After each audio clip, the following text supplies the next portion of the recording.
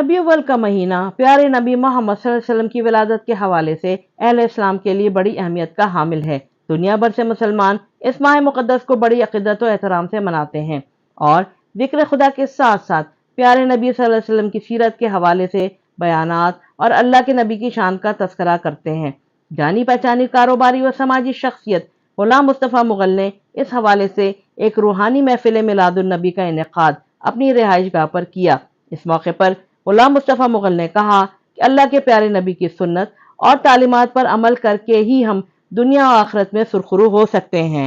तकरीब में अमारात और पाकिस्तान से आए नात ख्वां और सना ख्वां हजरात ने प्यारे नबी सल्लल्लाहु अलैहि वसल्लम की शान और सीरत दिलकश अंदाज में बयान की। सना ख्वां बारगाह रिसालत में नजराना व अक़ीदत पेश करते रहे। महफिल के अख्तिताम पर डॉक्टर अकरम शहजाद और दीगर ने उम्मत मुस्लिमा और वतन अजीज की सालिमत के साथ साथ मुत्तहदा अरब अमारात की खुशहाली के लिए भी दुआएं की। इस रूहानी महफिल में मोहम्मद गौस कादरी, अब्दुल मजीद मुग़ल, मिर्जा जफर महमूद, शौकत महमूद बट, गुलाम अब्बास भट्टी, सरफराज हुसैन मुग़ल, गुलाम मुर्तज़ा, तौसीफ मुग़ल, अब्बास मुग़ल, वक़ास मुग़ल, दानिश तनवीर, एहतशाम मुग़ल व दीगर ने शिरकत की। राबिया अशरफ, अमारात न्यूज़, दुबई।